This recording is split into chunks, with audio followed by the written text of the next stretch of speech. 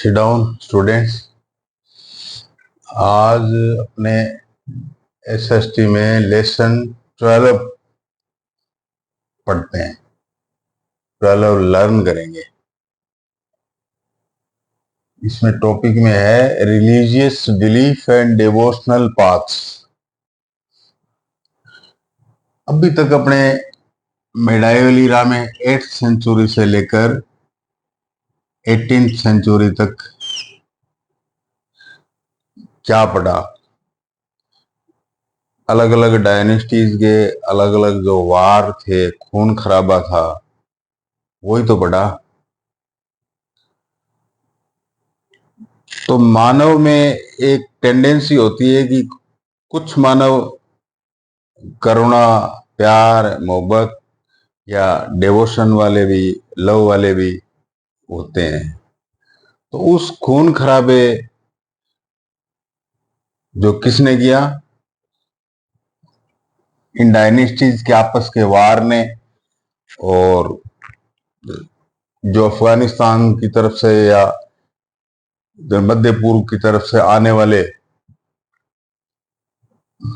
विभिन्न जो क्रूएल जो अटैकर्स थे, मोहम्मडन अटैकर्स थे क्रूएल, उन्होंने इंडिया के ऊपर 500 ईयर्स तक जो रेन किया, रूल किया, उस दौरान उन्होंने जितनी ज्यादा क्रूएल्टी दिखा सकते थे दिखाया। जितना ज्यादा यहाँ के हिंदुओं को मुसलमान में कन्वर्ट करना था, चाहे तलवार से करें, चाहे टैक्स से करें, कि जो मुसलमान बन जाएगा उसको जजिया कर नहीं देना पड़ेगा। तो इस जजिया से बचने के लिए भी भारतीय लोग जो है वो मोहम्मडन बन गए कि टैक्स नहीं लगेगा।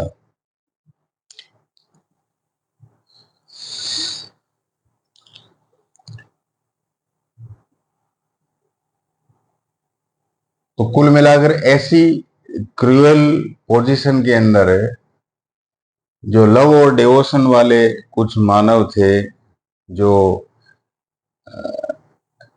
मानवता को आगे बढ़ाना चाहते थे, जो यूं समझिए कि जो रिलीजियस वातावरण पैदा करना चाहते थे,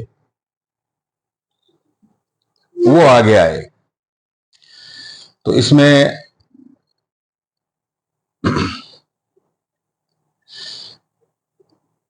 अपने इसका जो कोड है, सोर्स कोड लर्निंग का, वो किस तरह से निकालें, क्योंकि धार्मिक गुरु सारे इंडिया के अंदर हुए, तो उनको यदि पिछले लेसन्स की तरह से, डायनेस्टी की तरह से जो सोर्स कोड बनाए तो बहुत लंबा हो जाएगा और याद भी नहीं रहेगा।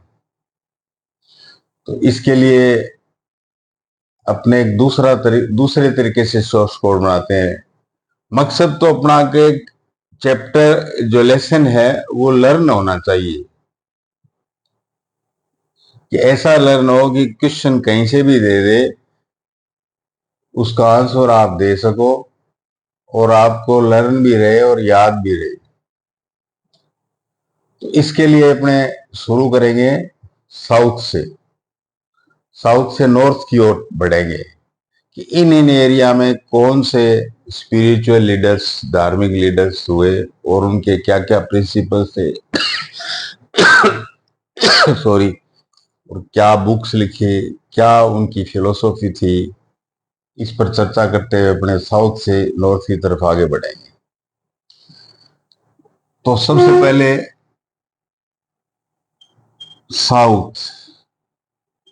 साउथ का मतलब होता है तमिलनाडु, आंध्र प्रदेश, केरला।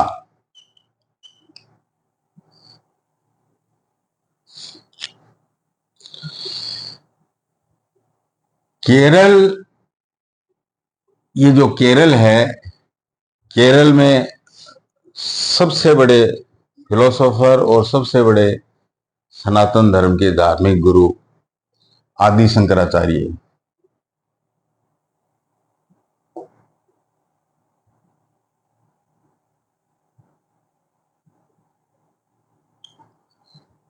इनके नाम के आगे या आगे आचार्य लगता था। ये जन्मजात एक प्रकार से आचार्य होते थे, इतने ज्ञानी थे। इनकी फिलोसॉफी क्या थी कि अद्वैत, द्वैत मतलब टू। टू क्या? परमात्मा, आत्मा। आत्मा आप में है, परमात्मा गॉड है, सुप्रीमो, सुप्रीम पावर, परमात्मा। शंकराचार्य जी का ये कहना, शंकराचार्य जी की ये फिलोसॉफी थी, इसको अद्वैत कहते हैं, मतलब दो नहीं, दो नहीं। तो मोनोथिज्म मतलब एक ही है। अरे वाह! इसका मतलब तो आप जो है, आप परमात्मा ही हो। आप जो भी बैठे हो सब परमात्मा ही परमात्मा के दर्शन कर रहा हूं, दो नहीं है। लेकिन ये कैसा धर्म हुआ और कैसा हुआ? मैं बोल गया मैं तो भगवान हूं और उल्टे काम कर रहा हूं। देखिए, पहली बात तो ये है कि जो ईश्वर को पहचान जाएगा अपने अंदर, शंकराचार्य जी कह रहे थे, वो उल्टे काम करेगा ही नहीं। वो तो ईश्वर है, वो पहचान गया है। परमात्मा और आत्मा का मिलन कहते हैं जिसको। तो ये आत्मा है अपने अंदर, यही ब्रह्म है, यही ईश्वर है जो अपने अंदर है। अब जो वर्ल्ड है, जो अपने को दिखाई दे रहा है, ये जो क्या कहिए, अपने जो इंटरटेन की चीजें हैं, दुख देने की चीजें हैं, सुख देने की चीजें हैं, विषाद देने की चीजें हैं, गुस्सा करने की चीजें हैं, ये सारी जो चीजें हैं वो वर्ल्ड के अंदर है। वो किसका रूप है? माया का, माया का। और ये है ब्रह्म।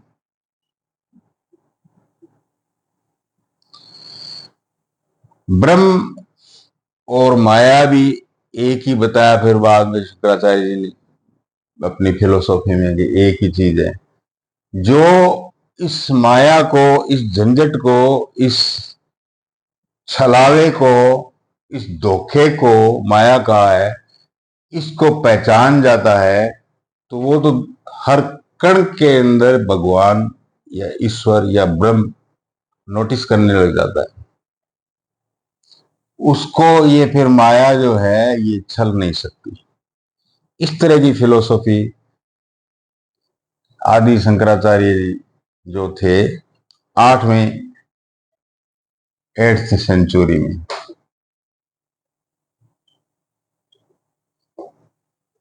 ये दी। लेकिन यही साउथ में ही एक और संत हुए जो चेन्नई चेन्नई से 20 किलोमीटर वेस्ट की तरफ एक गांव से थे। इनके पीछे भी आचार्य लग रहा है, रामानुजाचार्य।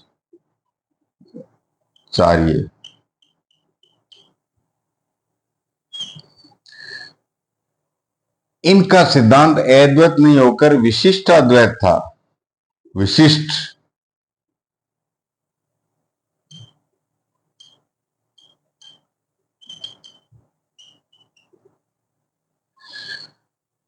इन्होंने कहा कि हम खुद ही भगवान, हम खुद ही ईश्वर हैं, हम खुद ही ब्रह्म हैं। तो फिर भक्ति का क्या लेना देना? फिर किसकी भक्ति करनी? जब ज्ञान ज्ञान से परमात्मा, आत्मा, वो माया को समझ लेता आदमी और एक हो जाता है, कि आपने कहा शंकराचार्य जी कि मोक्ष हो जाता है, तो फिर भक्ति का कहाँ, क्या लेना देना? ये बात तो सही नहीं है। उस तक, परमात्मा तक पहुंचने के लिए आत्मा को भक्ति तो करनी ही पड़ेगी। तो इस दृष्टिकोण से क्या है कि दोनों आत्मा और परमात्मा थोड़े अलग है। मतलब यूं कह सकते हैं कि जैसे कोई क्लास है, आपकी क्लास में 40 स्टूडेंट्स बैठे हैं, तो क्लास जो सारी है वो परमात्मा है। उसमें एक जो बच्चा बैठा है ये आत्मा है।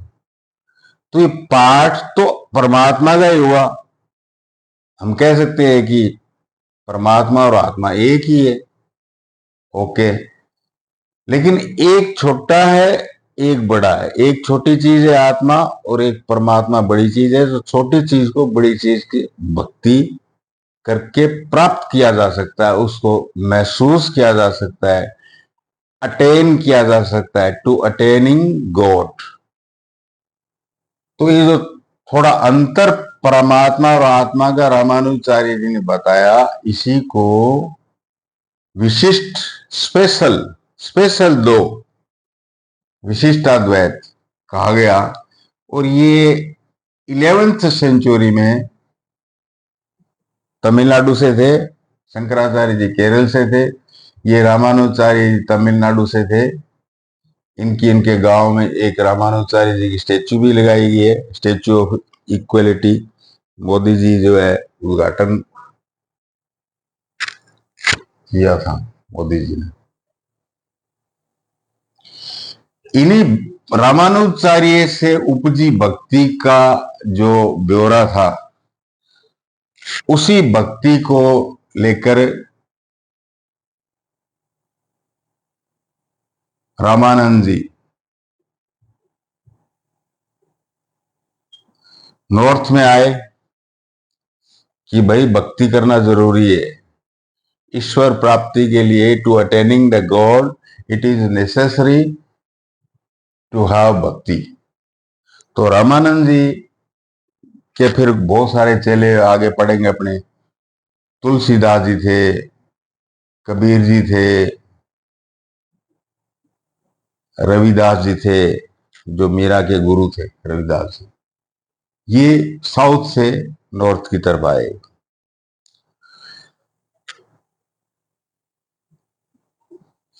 तो कहने का मतलब है कि भक्ति का जन्म कहाँ होता है? भक्ति का जन्म होता है साउथ से। और भी बहुत सारे संत है, उनको सारों को एक एक करके पढ़ना, लेकिन जो इम्पोर्टेंट है, जो आपको याद रख सकते हो, जिसमें क्वेश्चन आंसर आते हैं, अपने वही बातें करेंगे। अब साउथ से आगे चलते हैं अपने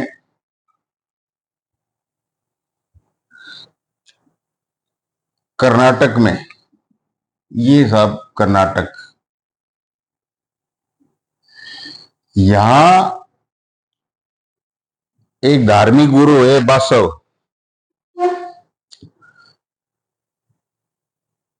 वो ये कहते थे कि मूर्ति पूजा और पूजा पाठ और मंत्रोच्चारण अगरा वगैरह सब फालतू हैं।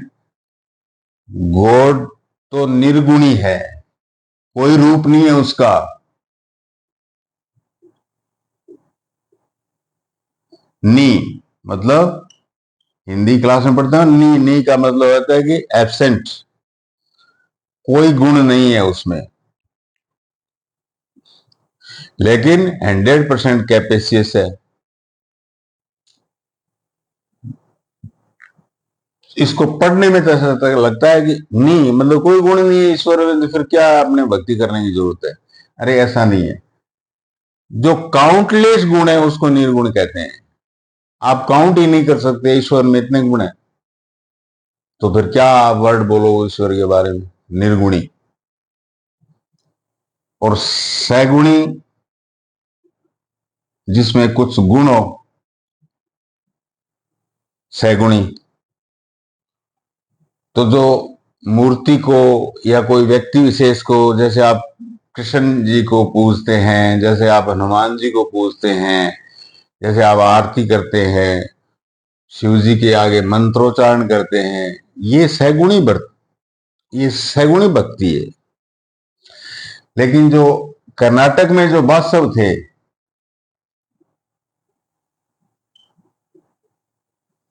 वासव, ये निर्गुणी भक्ति के गुरु थे।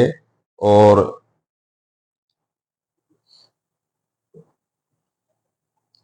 इनकी दो डॉटर थी, अल्लमा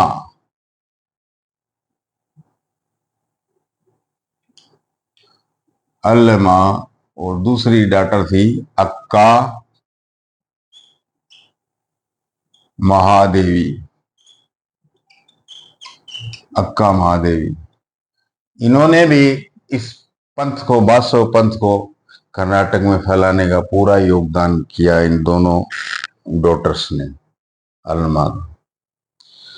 अब आगे बढ़े और साउथ से कर्नाटक आए, और कर्नाटक के बाद में ये अपना सोर्स कोड है जो आगे बढ़ रहे हैं। कर्नाटक से आते हैं अपने महाराष्ट्र में। महाराष्ट्र भाई संतों की धरती है, और इन संतों के शिष्य थे शिवाजी महाराज। ऐसे ऐसे इन संतों ने ऐसे ऐसे वहां राजाओं को शिक्षा दीक्षा दी कि बड़े तकड़े तकड़े मुकाबले कर लिए इन लोगों ने। तो उनमें संतों में एक संत आते हैं, संत ज्ञानेश्वर।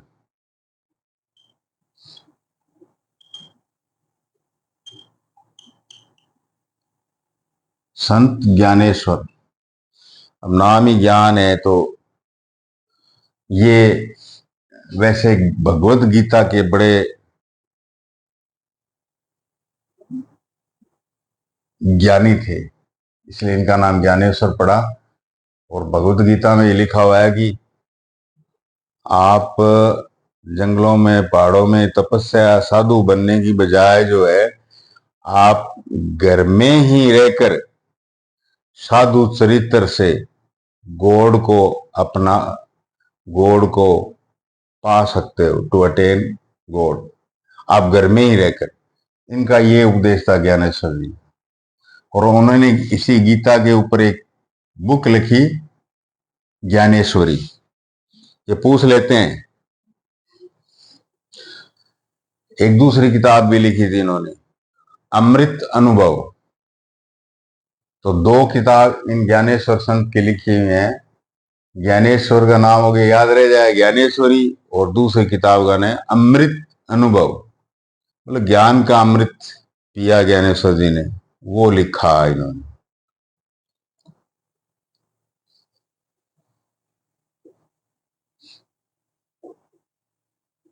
एकनाथ जी, संत तुकाराम जी,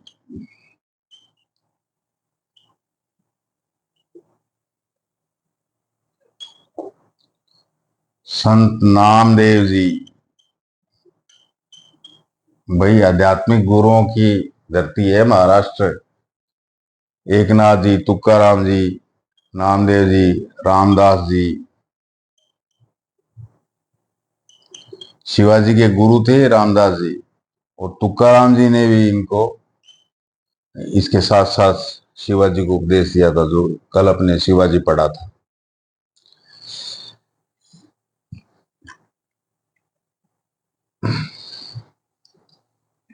तो ज्ञानेश्वर जी ने क्या उपदेश दिया कि भाई घर में रहकर भी, यानी सन्यास पर नहीं जाकर भी, आप जो है ना,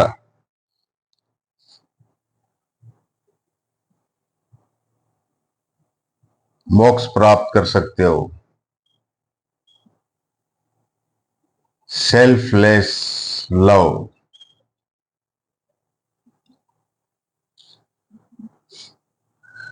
एंड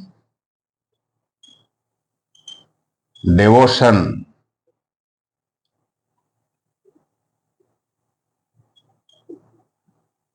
will provide you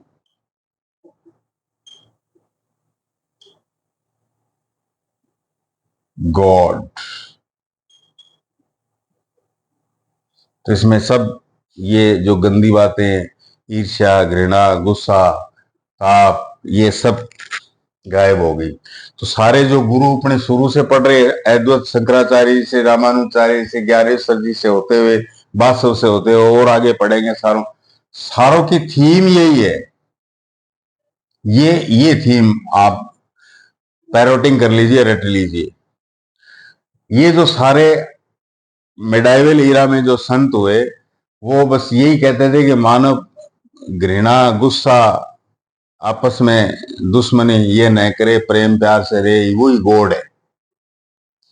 तो इसके इनके हिसाब से क्या है कि जो मंत्रोच्चारण, वेद पाठ, उपनिषद, इनके करने से गॉड प्राप्त नहीं होता। डिवोशन और लव से गॉड प्राप्त होता है। वो भी मतलब सेल्फलेस, मतलब दूसरों का कल्याण, नर सेवा, आदमी की सेवा, कल्याण, इस ऐसा करने से ही आपको गॉड प्राप्त हो जाएगा, आपका मोक्ष हो जाएगा। ये जो थीम है, अब मैंने बीच में बोली है संतों के, ये इसी थीम पर ये सारा भक्ति आंदोलन चला हुआ है। तो किसी भी संत के बारे में कि उनकी क्या नीति थी, क्या उपदेश था, ये जो अभी बताया, ये उपदेश देते थे। चाहे कबीर को ले लो, चाहे तुलसीदास जी को ले लो, किसी को भी ले लो, ये उपदेश देते थे कि वेद पढ़ने और उपनिषद पढ़ने और मंत्रोच्चारण करने और पाठ पूजा करने से गॉड प्राप्त नहीं होगा, लव और डिवोशन से प्राप्त होगा। ये उपदेश है सारे इनके। अब अपने आते हैं महाराष्ट्र से, सीधे चलते हैं अपने बंगाल।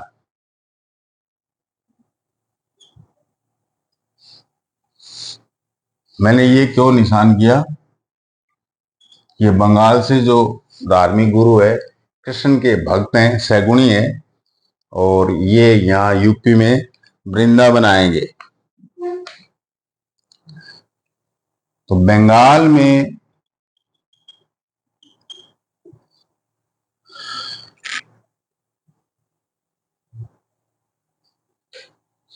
बंगाल में चैतन्य महाप्रभु,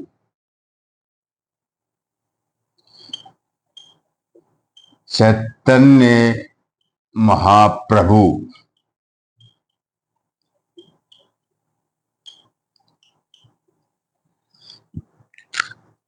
इन्होंने जो रास्ता बताया लव और डिवोशन का गॉड के लिए,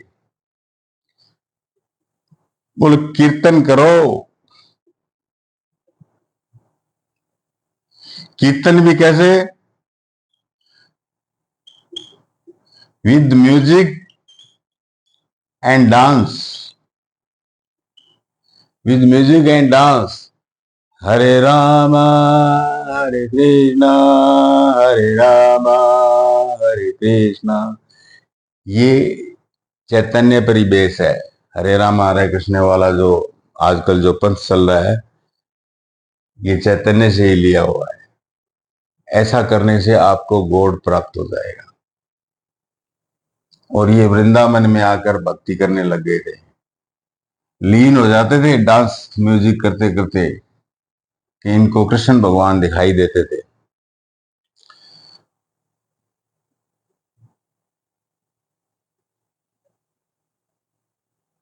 इसके बाद में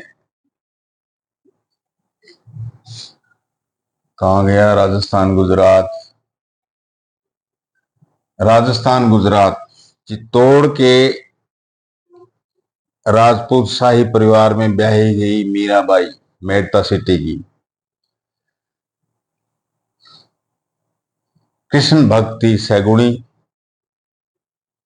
और उन्होंने उन्होंने बोला कि भजन भजन करो, भजन, कृष्ण प्राप्त होंगे। भजन करो, भजन, कृष्ण प्राप्त होंगे।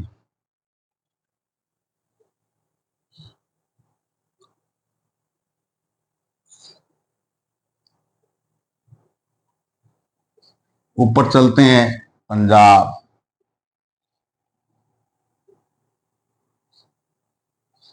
पंजाब का नाम लेते ही सिख धर्म याद आ जाएगा। और उसके प्रणेता जिस ओरिजिनेटर थे वो नानक देव जी याद आ जाएंगे। गुरु नानक देव जी पहले गुरु, जो 10 गुरु हुए सिखों में, उसके पहले गुरु नानक देव जी। ये लाहौर के पास एक गांव था तलवंडी, जहाँ गुरुद्वारा भी बना हुआ है ननकाना साहब, वहां इनका बर्थ हुआ था। और फिर ये अपने पाक बॉर्डर के पास अंदर करतारपुर है, रावी नदी के किनारे, यहाँ करतारपुर रहने लगे। यहाँ भी करतारपुर साहब गुरुद्वारा बना हुआ है। पाकिस्तान ने खोला भी था पीछे कि दर्शन कर लो और जाओ वापस, दर्शन करो और जाओ वापस। करतारपुर कॉरिडोर कहा गया था उसको, कि पाकिस्तान ने करतारपुर कॉरिडोर बनाया है। नानक देव जी, नानक देव जी का क्या सिद्धांत था? वो भी निर्गुणी थे। वन गॉड, एक गॉड,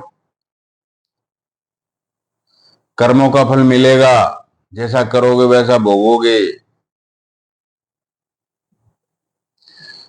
उसी हिसाब से आपका रीबर्थ होगा,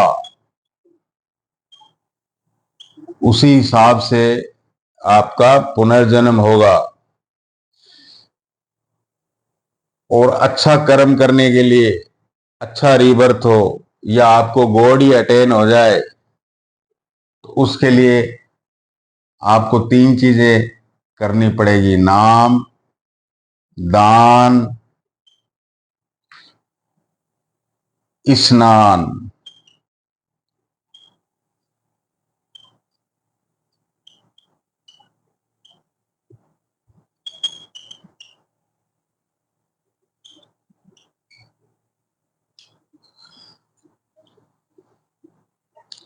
नाम का मतलब है कि आप इस गॉड को जपते रहे, ध्यान करें, गॉड का ध्यान करें। नाम। दान का मतलब है कि आप आदमी नाम का जो जीव है उसका कल्याण करें, उसकी सेवा करें,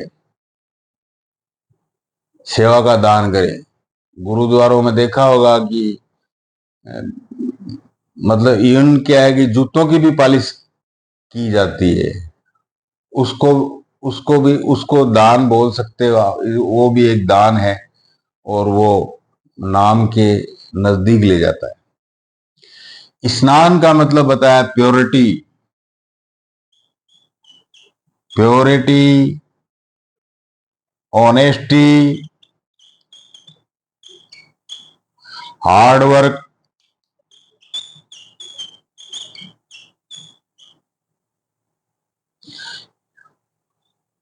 मतलब हार्ड वर्क भी ईश्वर के नजदीक ले जाता है। इसीलिए आपने देखा होगा कोई भी जो सिख धर्म का अनुयायी है वो कभी भी आपको भीख मांगते या बेगर के रूप में कभी नहीं दिखाई देता। गुरु नानक देव जी ने धर्म में ही ये रिचुअल्स डाल गए कि नाम, दान, स्नान।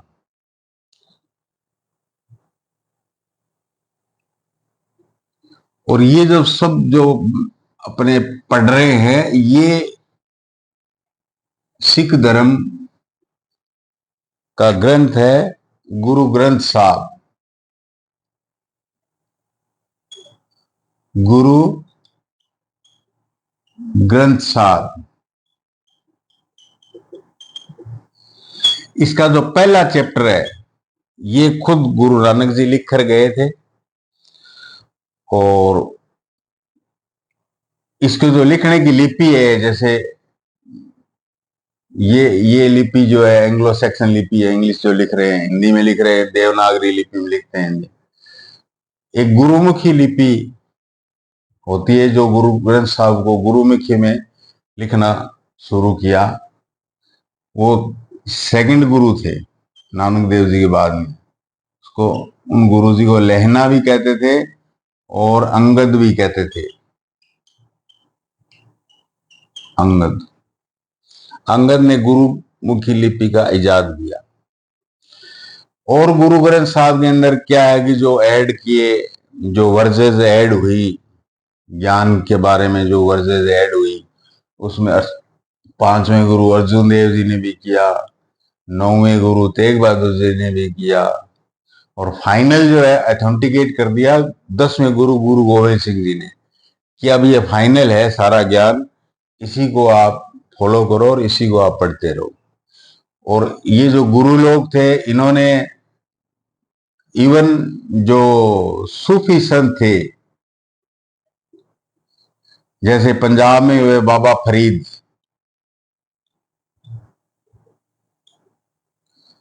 इनके बताए बातों को भी गुरु ग्रंथ साहब में लिखा। संत नामदेव थे,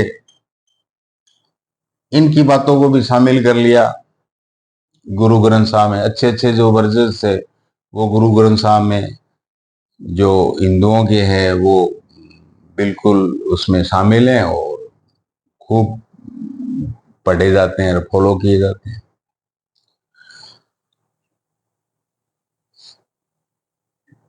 तुलसीदास जी और सूरदास जी को आप याद नहीं करोगे तो फिर भक्ति का क्या मतलब हुआ भाई।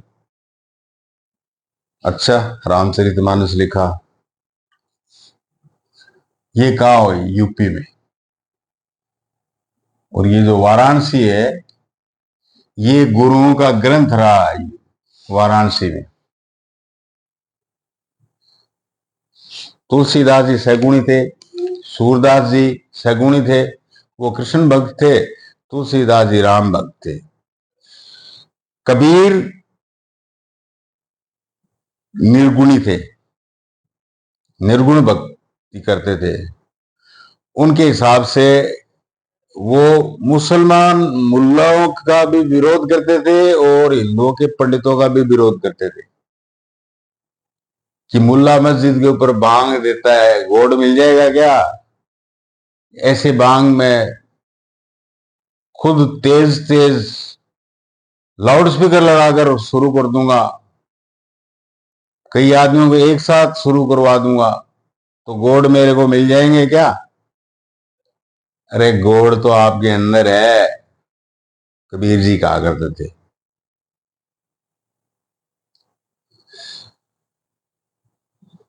तो कबीर जी के भजन, कबीर जी के दोहे बहुत प्रसिद्ध है। हिंदी के चैप्टर में कबीर जी के दोहे पढ़ने ही पड़ते हैं, हिंदी के पेपर होता है तो। इनकी दो किताबें हैं, उसमें दोहे भरे पड़े हैं। एक तो बीजक, ये क्वेश्चन आंसर पूछेगा, बीजक किससे संबंधित है, मैच करो। एक पंचवाणी, पंचवाणी, ये दो बुक थी जो कबीर जी ने लिखी।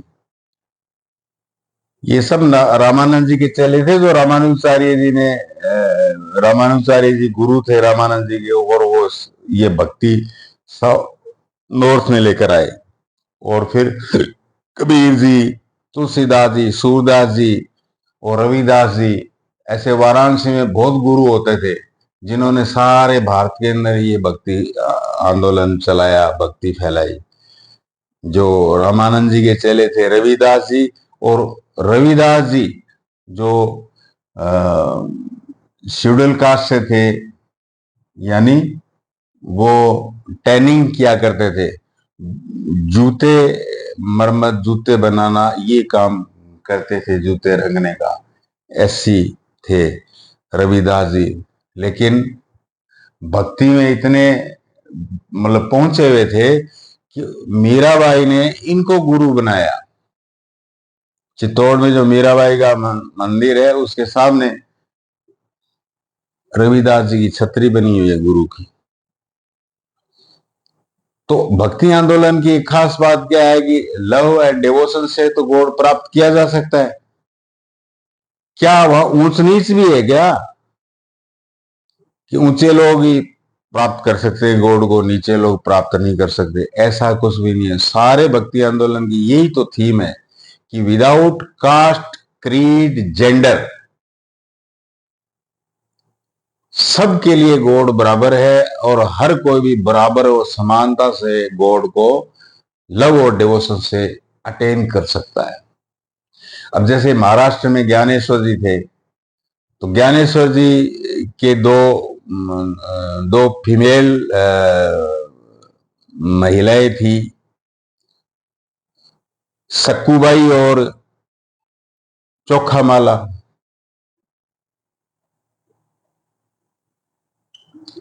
सखूबाई और चोखामाला,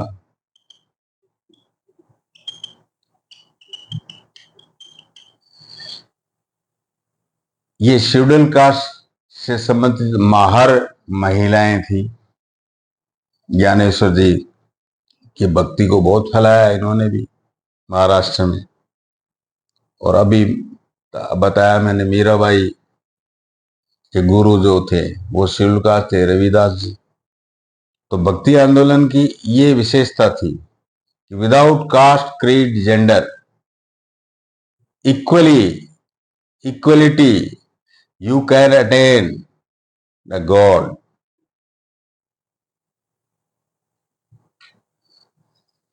अब अपने चलते हैं यूपी से। अब क्या रह गया? अरे भाई, हरियाणा रह गया क्या? हरियाणा वालों को तो गुरु की कोई जरूरत ही नहीं। यहां तो खुद भगवान कृष्ण जो है भगवद गीता का उपदेश दे गए, उसके बाद में हर हरियाणवी कहता है कि अरे बाकी क्या है, हमें तो हजारों साल पहले ही कृष्ण भगवान जी ने भक्ति का मार्ग बता दिया था, अब हमें क्या जरूरत है। खैर ये मजाक है। अब अपने स्टेट्स के बारे में सारा, कौन कौन से गुरु कहां का क्या क्या हुए, अब हमें ऑल इंडिया लेवल पर कहते हैं।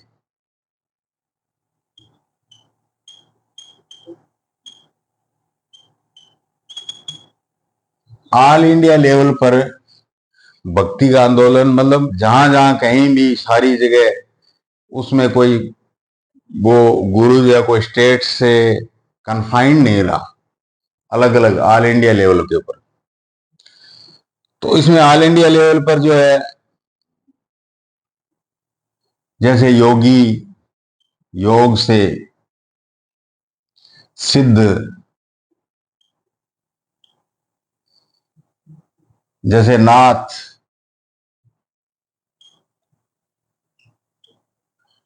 संप्रदाय के साधुओं को देखा होगा, कान उनके फटे हुए से होते हैं और गेरुआ रंग के अटायर पहने होते हैं और बाल मुंडाए होते हैं। वो नाथ साधु होते हैं।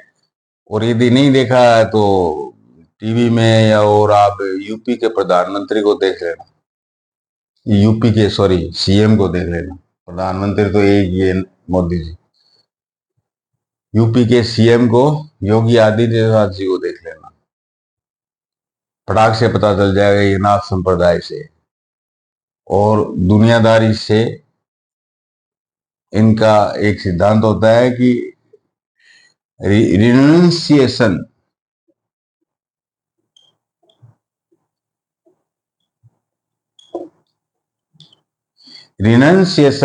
From world. पूछ लेगा आपको एग्जाम में,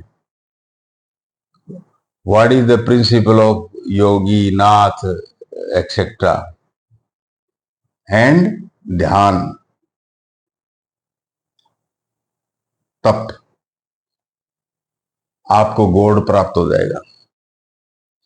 अब ये तो क्या है कि सारी जगह ही आपको मिलेंगे, नाथ, योगी, सिद्ध, ऑल इंडिया लेवल के ऊपर मिलेंगे, इसलिए इसको सोर्स कोड में ऑल इंडिया लेवल लिया है। योगी, नाथ, सिद्ध, ये एक दूसरा ऑल इंडिया लेवल के ऊपर जो नाथ, सिद्ध वगैरह और हुए हैं, वो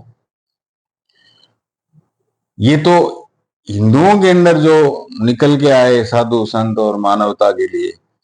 तो ऐसा नहीं है कि मुसलमानों में कोई निकल के ही नहीं आया, मुसलमानों में भी बहुत ज्यादा निकल के आए मानवता के लिए। उस आंदोलन को भक्ति में कहा गया सूफी संता, सूफी सेंट। सूफीज्म। और सूफी सेंट को क्या कहते हैं? पीर। पीर कहते थे। इनके इनके जो धाराएं थी, जो मतलब जो सेक्ट थे, वो सूफीज्म के 12 रहे। 12 सिलसिले। 12 सिलसिले।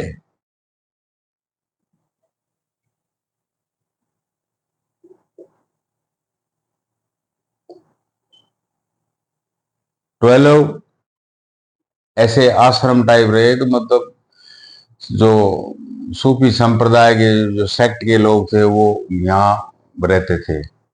12 के अंदर क्या है कि प्रत्येक जो सिलसिला था वो आश्रम टाइप होता था। उसको खान क्यों कहते थे? खान क्यों? खानगाई या खान क्यों? अपने कह देते थे आश्रम, साधुओं के आश्रम, वो खान क्यों कहते थे, इसमें रहते थे जी। अब 12 सिलसिलों में कुछ सिलसिलों का नाम देखते थे, एक दो, भारत में ज्यादा दो ही थे, एक ही मान, चिश्ती।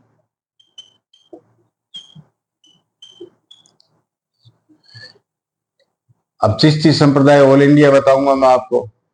मोइनुद्दीन चिश्ती अजमेर में दरगाह है, तो राजस्थान में हो गए मोइनुद्दीन चिश्ती। सूफी संतों के जो मजार अगरा वगैरह जो दरगाह है, उसके अंदर क्या है कि हिंदू और मुसलमान बराबर ही मतलब क्या है कि डेवोटी होते हैं, प्रे करते हैं। चिश्ती, मोइनुद्दीन चिश्ती, मोइनुद्दीन चिश्ती, मोइनुद्दीन चिश्ती के चेले हुए फरीद, जिनकी आयतों को गुरु ग्रंथ साहब में भी डाला गया था। ये पंजाब से हो गए, गुरु ग्रंथ साहब का नाम फरीद से जुड़ा, तो पंजाब में ये मैं एरो लगा रहा हूं, ये मतलब चिश्ती, मोइनुद्दीन चिश्ती के चेले थे, डिसाइपल थे फरीद, और फरीद के चेले थे निजामुद्दीन।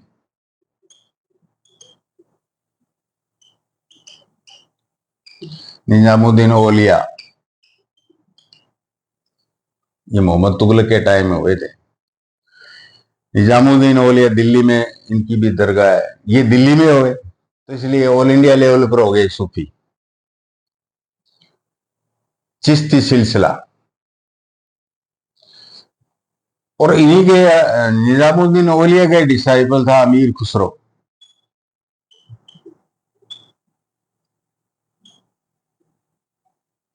वो राइटर जिसने 8 सुल्तान देखे थे, 8 सुल्तान खिलजी भी देखे थे और तुगलक भी देखे थे, और उनके बारे में लिखा भी था, अमीर खुसरो। ये निजामुद्दीन औलिया का चला था। तो सूफी संत इस प्रकार से काफी पसंद किए जाते। इनके क्या प्रिंसिपल्स, क्या वो मतलब है जो लोग करते हैं, सूफीज्म अपनाते हैं और फिर गॉड को अटेन कर लेते हैं। एक तो सूफीज्म, इसने कहा कि इनके जो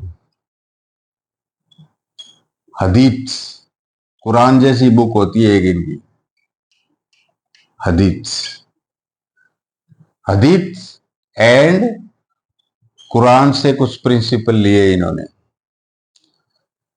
और सूफी का मतलब होता है प्योर। प्योर का मतलब वो, ये जो गंदी चीजें हैं आदमी के लिए, उसमें शामिल नहीं होता वो प्योर सूफी।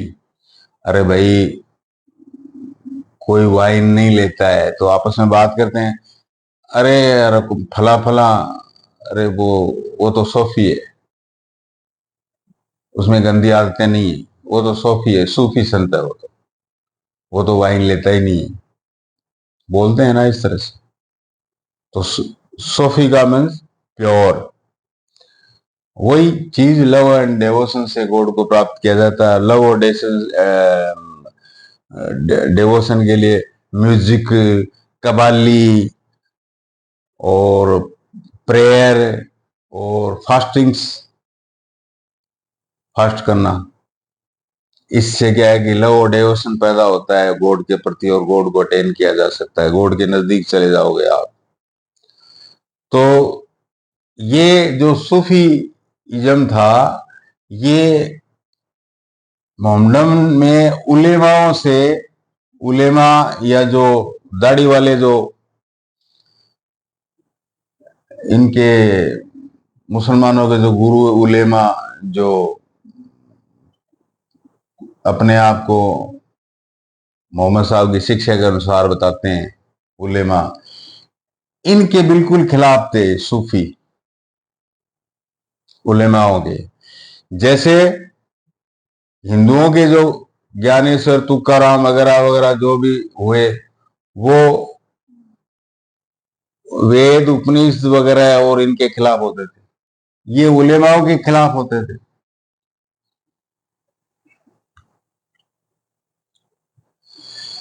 और इनका सूफी संतों का एक प्रकार से हिंदू धर्म से भी बड़ा टॉलरेंस था, मिलनसारी था। उनका एक डायलॉग है, वो काफी चलता है, वो काफी बोलते थे वो, कि भाई धर्म, अलग अलग धर्म तो रूट्स है, मंजिल तो गॉड की एक ही है। आप लोग उस रूट से आ रहे हो, हम उस रूट से आ रहे हैं, मिलेंगे तो अपने मां गॉड से ही, एक ही। ये इनका डायलॉग होता था। अब इतने सारे संत पड़े अपने, एक वो दूसरा सिलसिला और देख लेते। एक सिलसिला तो वो चिश्ती का बता दिया था मैंने, एक सुहारवर्दी।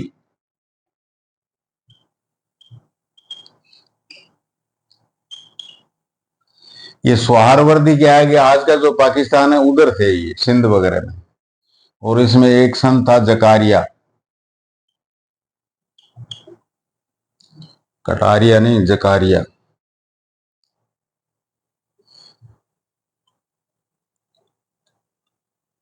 तो इतना ही बहुत है। सिलसिले तो इनके 12 हैं, लेकिन जो इंडिया से संबंधित जो थे, भारत और पाकिस्तान से, वो मैंने 2 बता दिया आपको।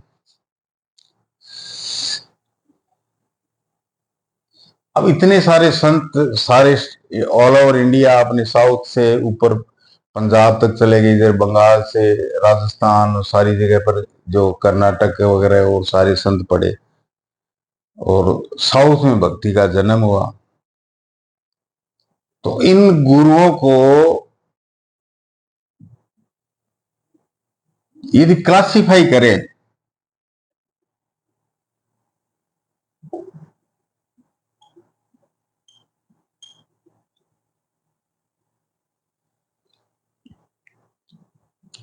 तो कोई तो गॉड, कहते हैं गॉड को प्राप्त होना, कोई तो विष्णु को मानता था, उनका गॉड विष्णु होते थे। और किसी साधुओं का शिव होते थे, शैव, वैष्णवनिज्म और शैविज्म। तो जो विष्णु को गॉड मानते थे, वो संत कहलाते थे अलवार। अलवार। और जो शिव जी की तीसरी आंख को से बचना चाहते थे, कहते हैं ना कि शिव जी की तीसरा नेत्र खुलने के बाद में तो प्रलय हो जाएगी धरती पर। नयन है, आंख का मतलब हिंदी में पर्यायवाची पढ़ते हो, आंख का पर्यायवाची नयन है, नयनार।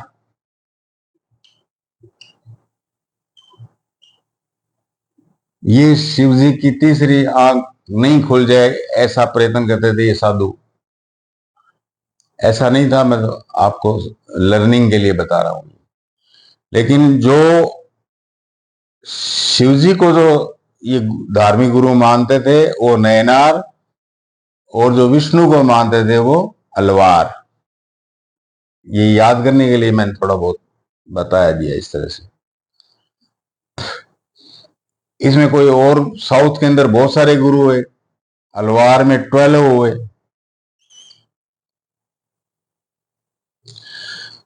और नयनार में 63, शिव जी के भक्त ज्यादा हुए, विष्णु जी के कम।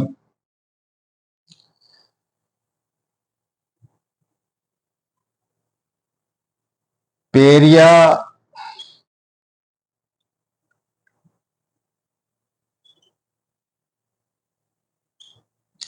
पेरियालवर एक साउथ में गुरु हुए, वो अलवार में आते थे।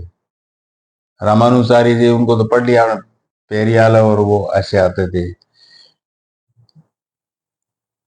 इनकी 2 लड़कियां थी, अंडल नामलवर। अंडल नामलवर ये साउथ के पेरियालवर, इनकी पुत्रियां थी। वो भी ये विष्णु धर्म को खूब फैलाया इन्हें। ये जो अलवार थे, एग्जाम में पूछ लेते हैं कि अलवार संतों का एक ग्रंथ बताइए, तो दिव्य प्रबंधम।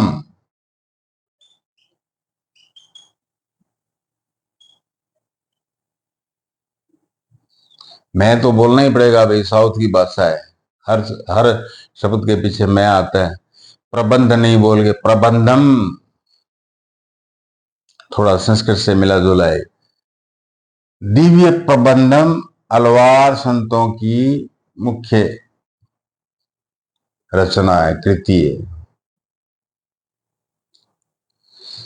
उधर पेरियार वाला की जगह से उधर नयनार के भी कोई 2-4 संत और। भाई 63 है, एक दो तो नाम ले लो। सुंदरम, अपार, मानिक कावासागर, ये संत नयनार के हुए।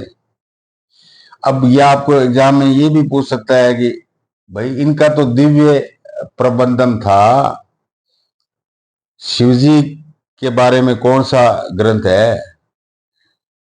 टेवा रामम, टेवा रामम।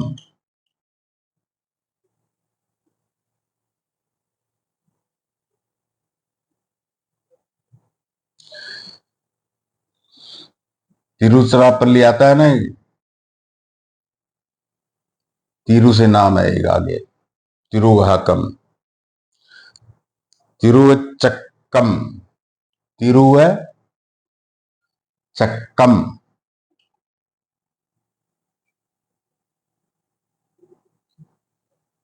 तो तिरुवनंतपुर, ये नाम लेने में हार्ड है ना।